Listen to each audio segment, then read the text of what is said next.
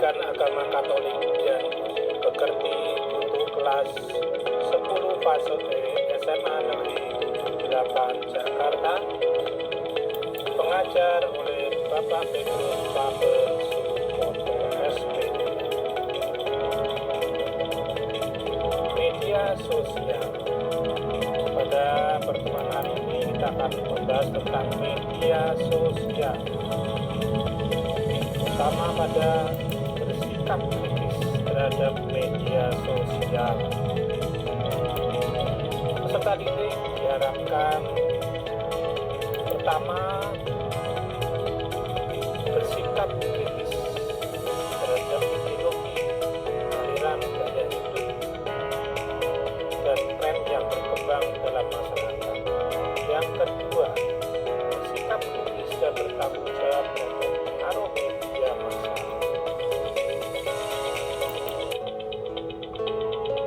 Capaian pembelajaran elemen pribadi peserta didik. Peserta didik mampu memahami dirinya sebagai pribadi yang unik, setara antara laki-laki dan perempuan, serta memiliki keanekan citra alam, memiliki suara hati sehingga mampu bersikap kritis dan bertanggung jawab terhadap pengaruh media massa, ideologi, dan gaya hidup yang berkembang saat ini. Kompetensi awal, peserta didik mampu mengidentifikasi berbagai media massa, gaya hidup, dan ideologi yang ada dalam masyarakat.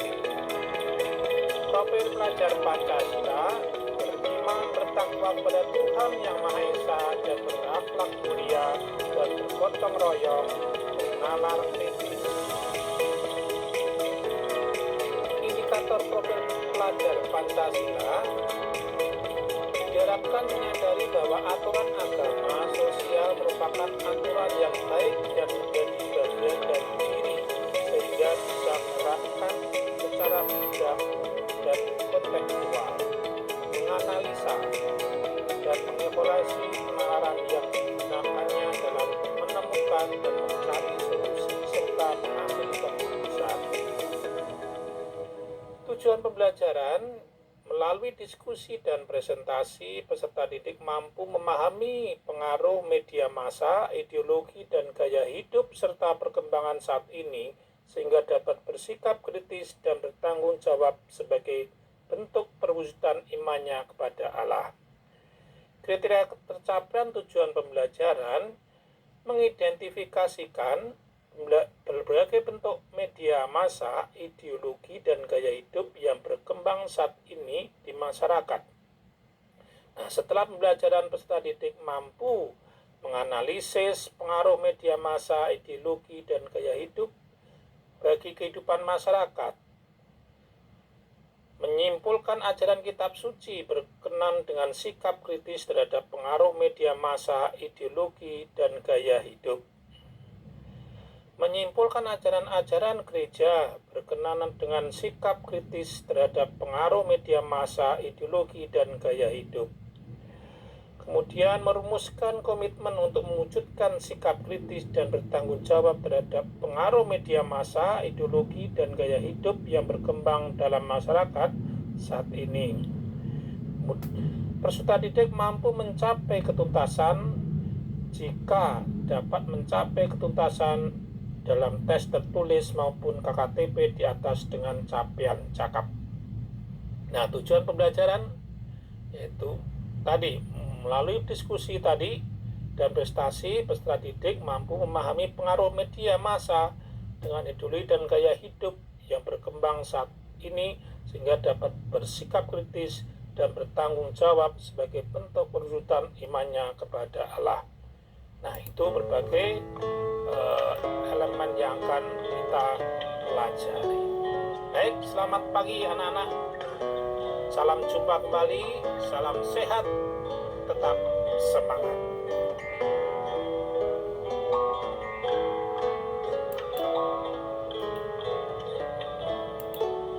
Nah, dalam kehidupan kita saat ini tidak bisa kita lepas dari apa yang disebut dengan media massa. Dari media massa kita mengenal berbagai macam hal, termasuk mengenal ideologi-ideologi dan gaya hidup hidup serta berkembang dalam masyarakat. Arus informasi yang begitu deras sangat berpengaruh terhadap kehidupan kita, terutama sebagai remaja. Nah, disinilah letak pentingnya kita belajar materi pembelajaran hari ini, yaitu supaya kita mempunyai sikap kritis dan bertanggung jawab dalam menggunakan media sosial ataupun menghadapi berbagai ideologi dan gaya hidup. Mengapa kita sebagai seorang beriman perlu belajar tentang pentingnya sikap kritis terhadap pengaruh media massa, ideologi dan gaya hidup?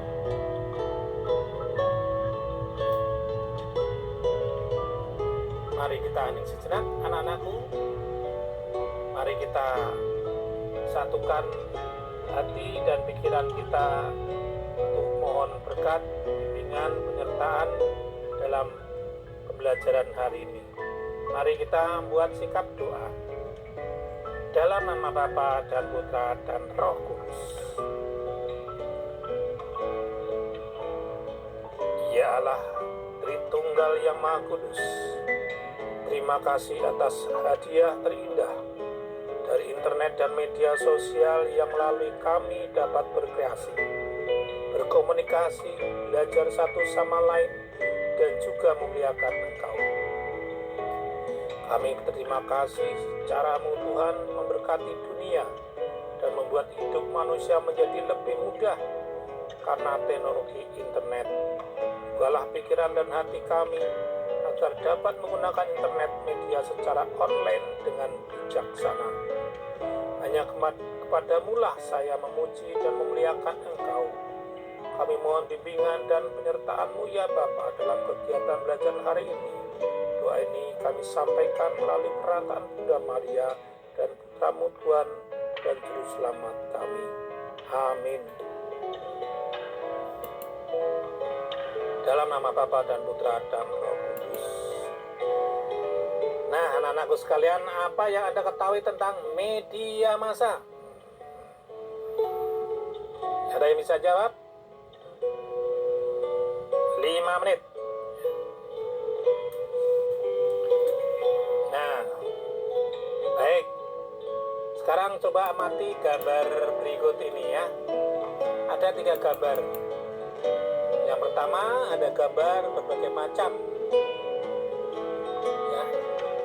Apa itu, ada Facebook, ada macam-macam Instagram dan lain sebagainya. Yang kedua ada anak-anak yang sedang bermain gadget. Yang ketiga adalah media massa ya.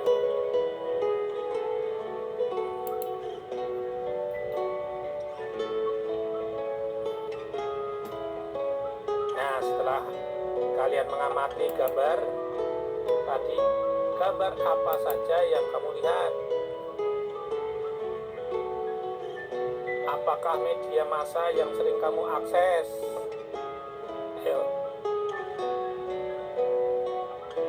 Apa media sosial yang kamu punya? Sekarang rumuskan pertanyaan berkenaan dengan media massa yang berkembang saat ini. Seputar media massa berkembang saat ini, pengaruh media massa pada kitab suci tentang media massa ya. Pandangan gereja tentang media massa juga. Silakan buat kelompok ya. Pertanyaan kelompok yang pertama, apa saja bentuk media massa berkembang saat ini di masyarakat? Yang kedua, bagaimana pengaruh media massa bagi kehidupan masyarakat? Yang ketiga, bagaimana ajaran kitab suci Matius 7:15-19 berkenaan dengan sikap kritis terhadap pengaruh media massa? Yang ketiga, bagaimana ajaran gereja berkenaan dengan sikap kritis terhadap pengaruh media massa? Selanjutnya, bagaimana komitmen Anda sebagai anak Katolik untuk mewujudkan sikap kritis dan bertanggung jawab terhadap pengaruh media massa dan ideologi. Ya, silakan selidiki dengan berbagai sumber ya, kemudian sertakan linknya juga ya. Nah, pertanyaan diskusi mengenai bersikap kritis terhadap media massa dengan mengumpulkan berbagai informasi yang dapat ditemukan melalui buku siswa dan bisa cari halamannya atau internet ya, kemudian kalian diskusikan, kemudian dicocokkan ya dengan sumbernya, kemudian merumuskan tindakan yang tepat untuk membangun sikap kritis dan bertanggung jawab terhadap pengaruh media massa. Setelah itu kalian coba presentasikan hasil kelompok ya kalian nanti di depan kelas. Hasil diskusi dan solusi yang ditemukan untuk semakin menghayati dirinya yang beriman dengan bersikap kritis dan bertanggung jawab terhadap pengaruh media massa. Ya, setelah itu kalian tuliskanlah solusi masalah yang telah didapat setelah mengikuti pelajaran hari ini dengan tulisan rasa yang kalian rasakan. Ya, kesimpulannya adalah coba kalian nanti buat kesimpulan juga dari pembelajaran hari ini. Ada berbagai bentuk media massa saat ini, baik media cetak, elektronik maupun digital. Di era sekarang media yang paling banyak adalah media massa yang digital, yang aksesnya demikian mudah. Berbagai bentuk informasi saat ini juga mudah sekali diakses dengan adanya media sosial. Informasi yang beredar itu sangat beragam, baik dari yang positif maupun negatif, informasi yang benar maupun yang tidak benar. Nah, perkembangan media massa ataupun media sosial tentu membawa dampak baik positif maupun negatif. Dampak positifnya antara lain kita dapat mengetahui informasi dari seluruh dunia, bahkan secara real.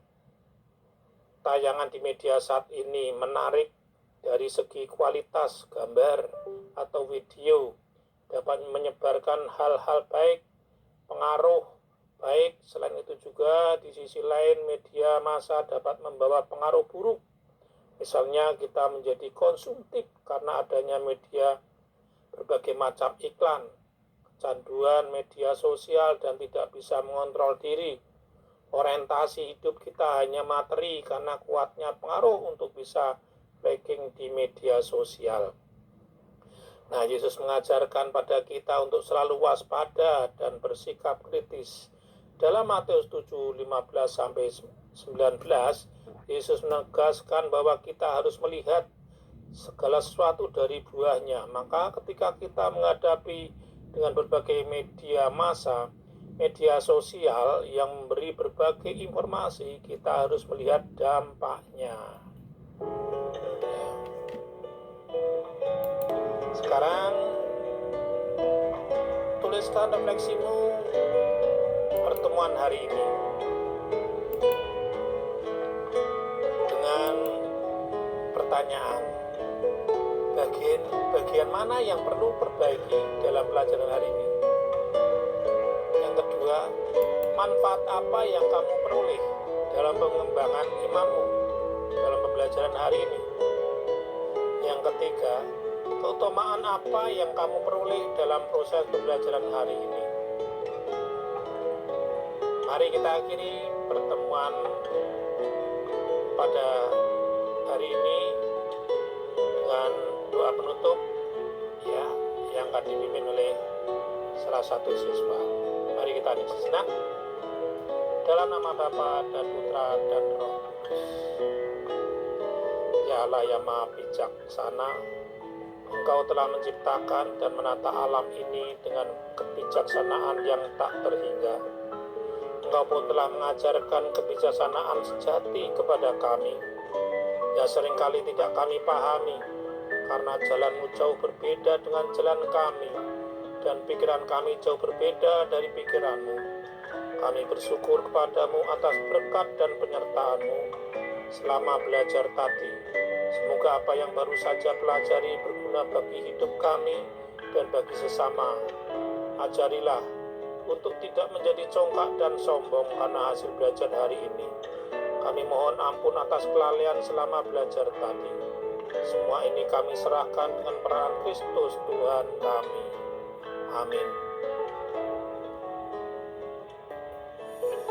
Oke, demikianlah pertemuan pembelajaran hari ini. Sekian, terima kasih atas kebersamaan hari ini. Tuhan memberkati.